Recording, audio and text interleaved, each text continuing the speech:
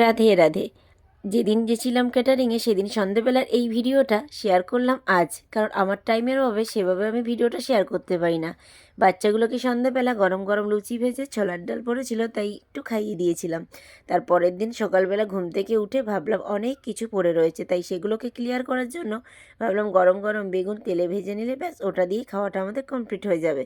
তাই গরম গরম তেলে ডুবো তেলে ভেজে নিচ্ছি বেগুন। আর এই শীতকালে বেগুন কার না ভালো লাগে, তাই তো? আমাদের তো খুব ভালো লাগে, তোমাদের কার কার ভালো লাগে না সেটা কমেন্ট করে জানিও, ঠিক আছে? আজকের দোকানটা আমরা বন্ধ রেখেছিলাম, যার জন্য সন্ধেবেলা একটুখানি বেরিয়ে পড়েছিলাম। রাস্তায় বেরোতে না বেরোতেই দেখতে পেলাম এক ঘোড়ামশাইকে, খুব স্পিডে দৌড়াচ্ছিল। আর বরমশাই মানে মলে ঢুকে কার সঙ্গে কথা বলবে খুঁজে পাচ্ছিল না, তাই ওদের সাথেই কথা বলে কিছুক্ষণ কাটিয়ে নিল, কিস করে নিল সব করে। আমি চলে এসেছিলাম বাড়ি কেনাকাটা কিছু করে।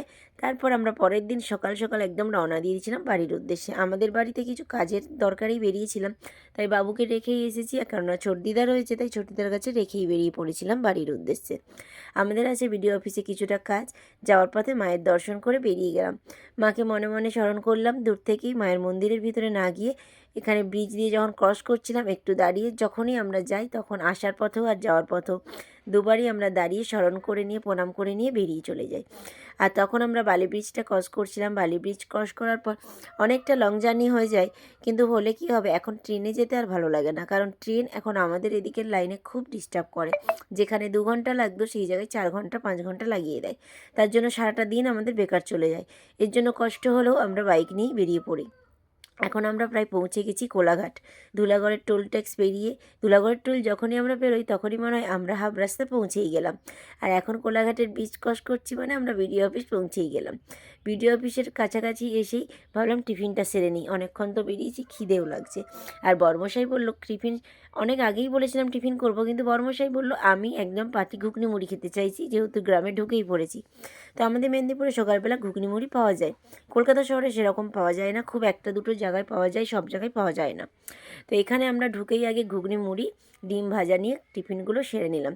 বর্মশাই হচ্ছে কি বলে ঘুগনি মুড়ি চপের জন্য বিশেষ করে ঢুকেছিল, কিন্তু আমাদের বেলাটা অনেকটা হয়ে গেছিলো, যার জন্য তেলে ভাজা সব শেষ হয়ে গেছিলো। আমরা বিডিও অফিসের কাজ মিটিয়ে রওনা দিয়েছিলাম বাড়ির দিকে। আমরা কিন্তু থাকবো না একদমই, 1 ঘন্টা 2 ঘন্টার জন্যই বাড়িতে যাচ্ছি, কারণ বাড়ির সামনে যেহেতু এসেছি তাই বাড়িতে ভাবলাম একটু দেখা করে আসি, রাত্রে থাকা যাবে না। কিন্তু এখন মাঠে ধান চাষের পর ধান সব উঠে গেছে, আর কি ভালো লাগে না ক্ষেত বাড়ি, এখন হয়েছে শসা চাষ।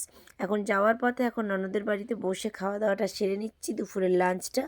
দুপুরের লাঞ্চে অনেক কিছুই রান্না করেছিল, আলু ভাজা, ওলকপি ভাজা, বেগুন ভাজা, বড়ি ভাজা, মাংসর ঝোল গরম গরম করে রান্না করে রেডি রেখেছিল। আমরা গিয়ে খেয়ে নিলাম দুজনে মিলে, আর ভাইকে তো বাটি ভরে ভরে দিচ্ছিল।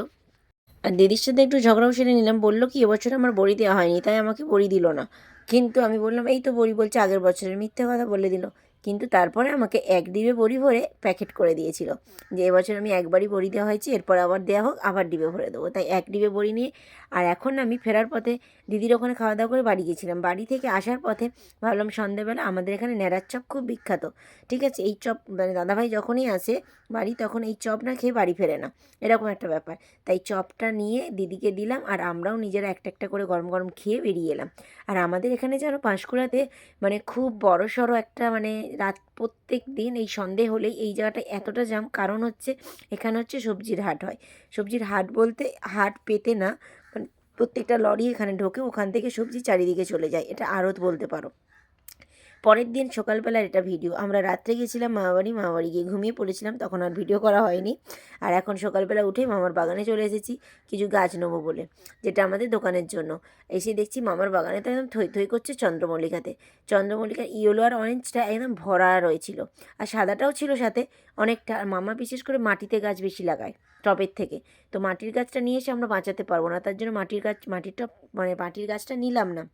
আমরা টবেরই গাছ কিছু কালেকশন করলাম, যেটা 30টার মতন কালেকশন করে। আর বিশেষ করে গাড়িতে আসবে না, গাড়িতে তো বেশি নিয়ে আসতে পারবো না, আর বিশেষ করে টবের গাছ তো বেশি ধরে না। তো ওখান থেকে আমরা গাছ মামার দোকান থেকে নিয়ে নিলাম।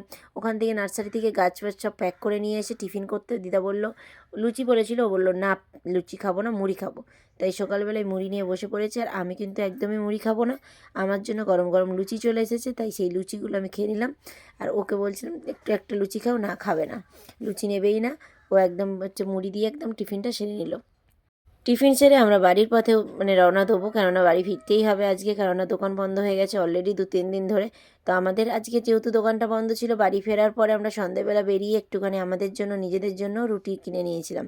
যেহেতু আমার দোকানে রুটি হয়, আজকেই কিনতে একটু কেমন লাগছিল, কিন্তু ভাবছিলাম বাড়িতে বানাতেও ইচ্ছা করছে না, কিনেই খেতে হবে, তাই একটু কিনে নিয়ে। আর এটা ছিল পরের দিন সকালবেলা আমাদের গাছের দোকান খোলার দিন, যেদিন আমরা হচ্ছে গাছ নিয়ে এলাম। তার পরের দিন এসে বর্মশাই একদম সব কিছু গুছিয়ে নিয়ে বসে পড়েছে দোকানে। ভিডিওটা ভালো লাগলে অবশ্যই লাইক কমেন্ট